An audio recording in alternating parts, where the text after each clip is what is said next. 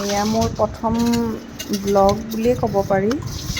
ৰাতিপুৱাৰ পৰা কৰিমকৈ আৰম্ভ কৰাই নহ'ল ব্লগটো। এতিয়া ঠিক 9:30 বাজিছে। মই ভাত পানী খাই গা পা ধুই বোলো বাচনখিনি ধুই ব্লগটো ষ্টাৰ্ট কৰোঁ। এইবুলি ৰাতিপুৱা মানুহজন খাই বৈ ডিউটি গ'ল। মই এতিয়াহে খালোঁ। খাই মেলি এই বাচনবোৰ ধুই লৈছোঁ। বাচনখিনি লগালগ ধুই ল'লে আজৰি আৰু। ধুই ল'লোঁ। মোৰ আকৌ এটা অভ্যাস, এখন বাচন মাজি তাৰপাছত আকৌ ধুই লৈ থওঁ, তেতিয়া মোৰ বেছি ভাল লাগে। এনেকৈ ধুই ল'লোঁ। ধুই লৈ পানী কমি থাকিলে আকৌ দৌৰি গৈ তলত গৈছোঁ মটৰ চুইচ দিবলৈ। মটৰ চুইচটো আকৌ বিল্ডিংটোৰ গ্ৰাউণ্ড ফ্ল'ৰত আছে। চুইচটো দিলোঁ, দি আকৌ দৌৰাদৌৰিকৈ আহিছোঁ। পানী শেষ হৈ থাকিলে বৰ দিগদাৰ।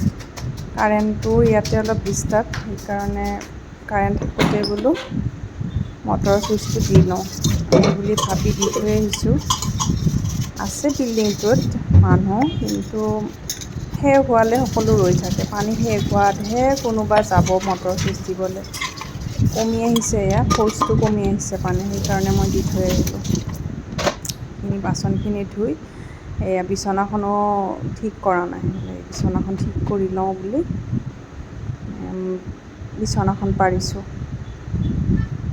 যোৱাকালি আকৌ গোটেই ৰাতি ফেন লৈ ঠাণ্ডাই লাগিলে। বিচনা চাদৰ এখন নি থৈছিলোঁ, সেইখন উৰিব লগা হ'ল।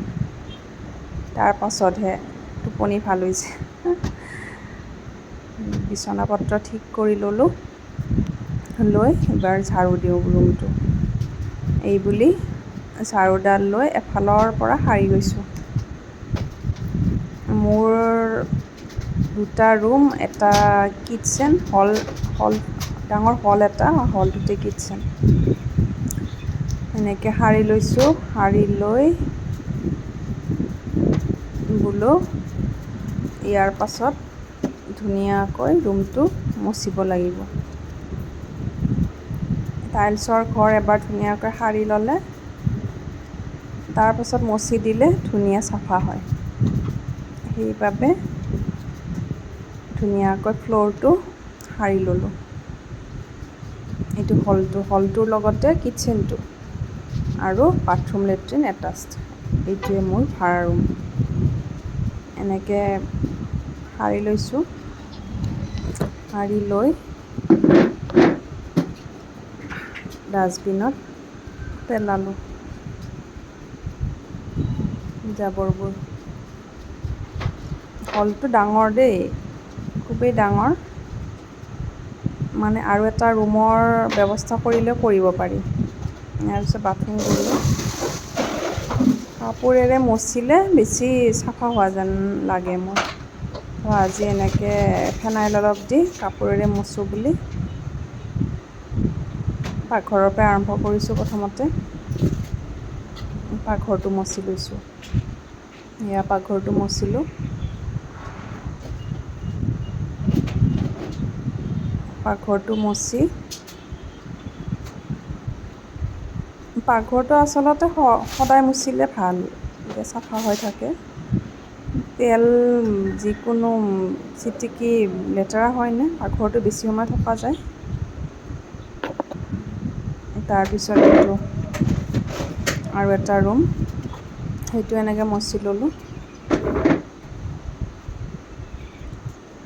তলত এনেকৈ বহি বহি মচিলে এটা এক্সাৰচাইজো দিয়কচোন। যিহেতু আমি ভাড়া ৰুমত থাকোঁ, তেনেকৈ কৰিবলৈ তেনেকৈ কাম নাই। থিয় হৈ সকলোখিনি কৰা যায়। এনেকৈ বহি বহি মচিলে এটা ভাল পেটৰ এক্সাৰচাইজ হয়। সেই বুলি ভাবিয়েই মই এনেকৈ বহি বহি মুচিছোঁ। এইখিনিত আকৌ মই নোহোৱা হৈ থাকিলোঁ দেই, কেমেৰাটো ঘূৰাবলৈ পাহৰিলোঁ। ইফালে মচি আছিলোঁ, এতিয়া এনেকৈ মচিছোঁ আৰু। চাফা হয় বাৰু দেই এনেকৈ মচিলে। তাৰপিছত পিয়াহ লাগি গ'ল, গৰম নে বৰ ৰ'দ দিছে আজি। পানী অকণ খাই লওঁ বোলো, পানী অকণ খাই ল'লোঁ। খাই লৈ আকৌ মছাত লাগিছোঁ। এতিয়া ইটো ৰুম মচিছোঁ। সেই ওপৰ ফালে দেখিছেনে, মই বাতৰি কাকত মাৰি দিছোঁ, কিহৰ কাৰণে গম পায়নে? এনেকুৱা ৰ'দ আহে সেই ভেণ্টিলেশ্যনৰে, গোটেই বিচনাত আহি পৰে দুপৰীয়া ৰ'দটো।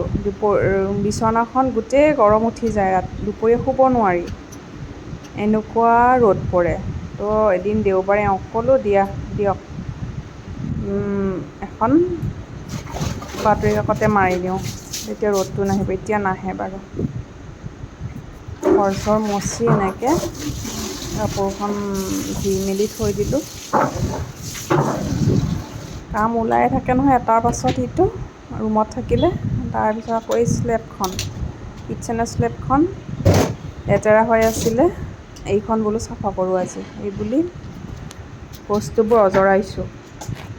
অজৰাই ইফালৰ পৰা সিফালে থৈ বাচন ধোৱা লিকুইডটোৱে ঢালি দিছোঁ অলপ। ঢালি দি ধুনীয়াকৈ মাজি চাফা কৰিম বুলি ওলাইছোঁ। এইডাল দেখিছেনে? সেইডাল মোৰ মানুহজনে আনিব দিছিলোঁ বজাৰৰ পৰা মাছ পুৰি খাবলৈ। এদিন নে দুদিন খালে, তাৰপিছত সেইডাল এনেকৈ পৰি আছে। গেছটো চাফা কৰি লৈছোঁ ধুনীয়াকৈ লিকুইডটোৰে ঘঁহি। কিটচেনটো চাফা হৈ থাকিলে মনটো ভাল লাগি থাকে, লেতেৰা হৈ থাকিলে বনাবলৈও ভাল নালাগে। ভাড়া ৰুম তথাপিও চাফ চিকুণকৈতো থাকিবই লাগিব, সেইবাবে ধুনীয়াকৈ চাফা কৰি লৈছোঁ। তাৰপিছত কাপোৰ এখন ভিজাই লৈ এইবোৰ মচি দিলোঁ। মাজে মাজে চাইছোঁ আকৌ ৰেকৰ্ড হৈ আছেনে নাই, ফাৰ্ষ্ট টাইম যে গম নোপোৱাকৈ আকৌ অফ হৈ থাকিব, সেইকাৰণে মাজে মাজে কেমেৰাটোলৈও চাইছোঁ। এতিয়া ধুনীয়াকৈ মচি ল'লোঁ পানীৰে।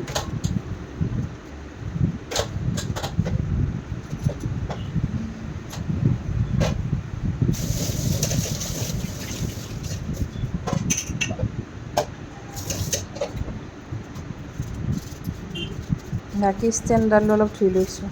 এইডালো তেলৰ ছিটিকনি পৰি তেলতেলীয়া হৈছে। এনেই ভবাহে যায় ৰুমত থকা কিনো কাম, কিন্তু কাম কৰিলে ওলায়ে থাকে।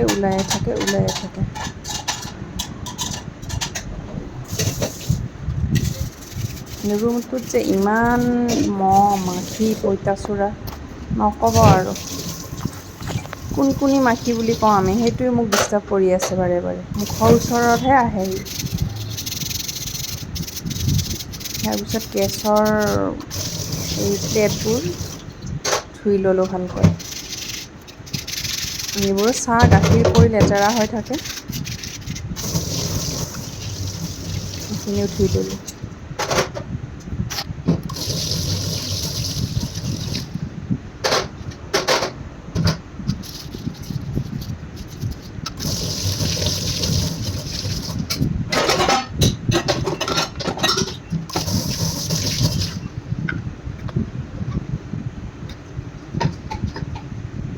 আকৌ বস্তুখিনি নিজৰ জেগাত থৈ দিলোঁ, বটলবোৰ।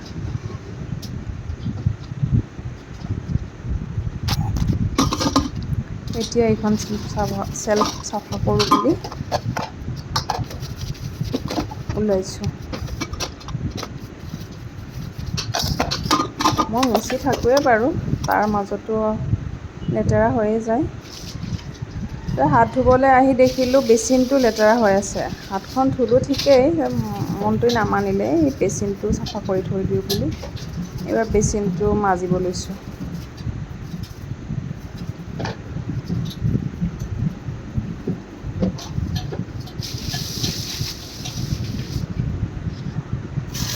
বেচিনটো মাজি মেলি ফিল্টাৰৰ পানী নাছিলে, ফিল্টাৰৰ পানী ঢালিলোঁ।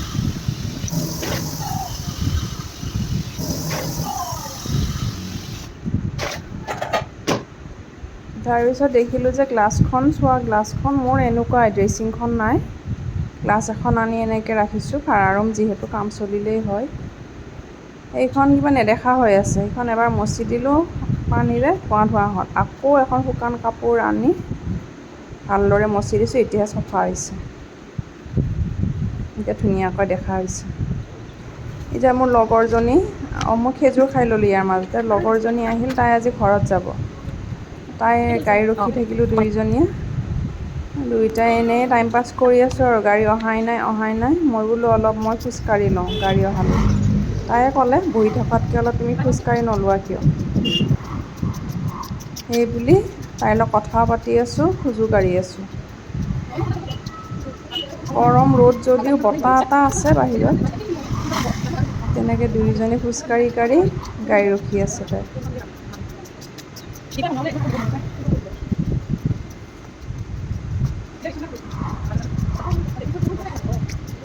এনেকৈ ৰৈ 12:30 আহিব লগা গাড়ী আহি পাওঁতে 1 বাজিল। তাকো গাড়ীখন যে আহিছে, তাই টিকট কৰিয়েই থৈছে, তাৰ পাছতো তাই তাতে নৰখি গাড়ী আগুৱাই গৈছিল। আকৌ দৌৰি কেইবাকেহে গাড়ীত উঠিছে, চাব দে শেষলৈকে। দুটা ডাঙৰ বেগ লৈ কণ্ট্ৰেক্টৰজন আহিল বুলিহে নামি আকৌ আহি বেগ দুটা লৈ গ'ল। আজিলৈ আহিছোঁ। ভাল লাগিলে চেনেলটো